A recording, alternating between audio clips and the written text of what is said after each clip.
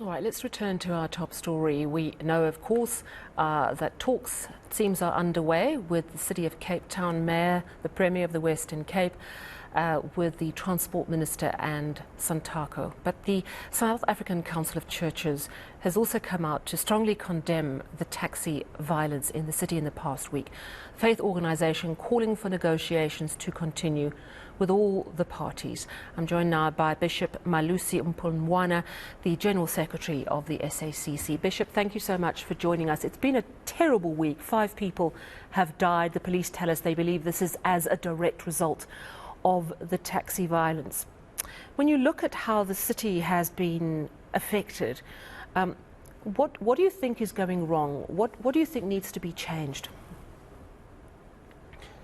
I wish should be saying a happier Women's Day to Sally today, but all this unhappiness that you are referring to makes for a sad Women's Day, especially considering the impact of all of this on women in Cape Town, particularly in the poor communities. There are a number of factors here, Sally, some of which are historical, and the historical part of it has to do with the fact that of the spatial organization of Cape Town. And that you don't get the taxis blocking Camps Bay. They block Khayelitsha and Mitchell's Plain. And that speaks to the ongoing impact, therefore, of the spatial organization of our society, which has not changed with democracy. Then, of course, you've got the issue of how the taxi industry is managed as a public service in South Africa. Actually, it's not, you've got a situation where individual taxi owners, it's a private practice, but acts in the public space without a proper articulation of how this private service relates to an essential public service. So I think there's more work to be done in that area, so that it's not just about impounding taxis, it's all about saying what's the relationship between government, the public sector, and this very essential private sector. I think that these are some of the things that we are learning need to be attended to, which have not been attended. And I think that, the call for the SACC is that there has to be an environment for peace. And this posturing, the one side saying that we shall not, move until this and that has happened. We shall not. Either side, puts their digging their heels on their side. I have to say that the effort today by the Western Cape, Transport Action Group that includes the religious faith and, of course, the Western Cape South African Council of Churches as part of that, with all interfaith, to bring them all to St. George's Cathedral and bring both the government and SACC together there to say, you know what, we'd like you to adopt something of what Steve Biko called a more human face, so that you begin to understand the pain that is experienced by the people in Cape Town. About 70% of the children cannot go to school, and we are going towards, this is the second semester of schooling, where they should really intensify to prepare. You have got people that are on chronic medication that cannot be, we hear 5 people have died. We will have more that die in their homes as a result of this. And we have to, without delay, find a solution. And that's what we're calling for. And we were saddened by the deaths, and we know that there will yet be more if this is not resolved speedily, like yesterday. And, it's all very well, and it's important to follow the law and to say, we're not going to negotiate if people are violent. But as you say, putting preconditions is not always conducive to getting people around the table. And we have a history in South Africa of resolving conflicts that were violent, that looked intractable. I mean, you have to look at Cadessa and how difficult those talks were. Now, I'm not saying they're the same thing, but at some point, everyone has to put aside their preconceptions.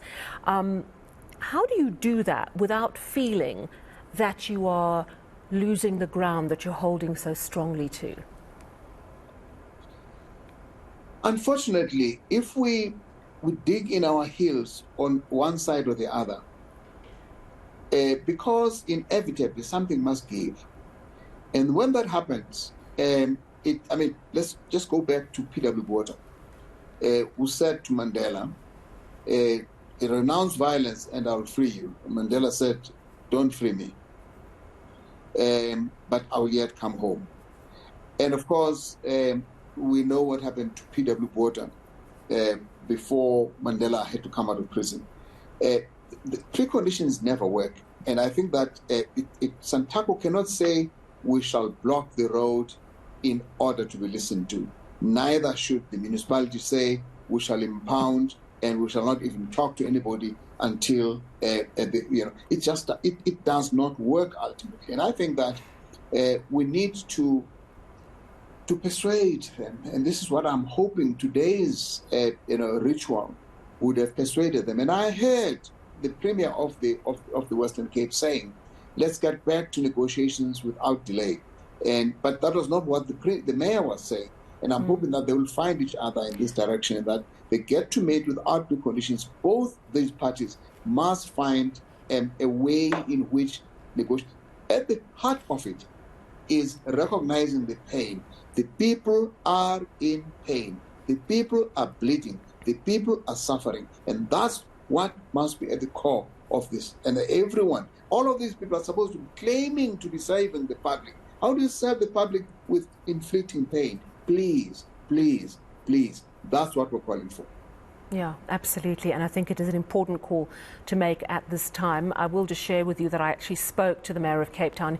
He had literally in that hour been summoned to come into that meeting along with the Premier. So let us hope that they're sitting around the table tonight and finding a way to navigate something that will work for the people of Cape Town, because as it stands, the people of Cape Town, and 25% of them rely on taxis at the moment, they don't know how they're going to get to work tomorrow, do they? I think 70% depend on the taxis, not 25%. That's a huge majority. And in all those townships, everywhere, depend on the taxis. But I'm worried about something else, the political posturing side. I mean, how do you get the Minister of Transport saying one law and the municipality saying it's another law? Why can't they just come together and decide what practices are appropriate? It's confusing us as the public. We don't know who says the right thing. It doesn't matter what the law is. Right now, we've got people dying, we've got people suffering, the health, it's Women's Day. What's happening to the women of those townships today? Yeah. Where are they? Yeah, exactly. You make an important point. Let's hope that's top of mind as they meet this evening. Much appreciated. Thank you so much for speaking to us. That, of course, Bishop Malusi Mpumlwana, South African Council of Churches General Secretary.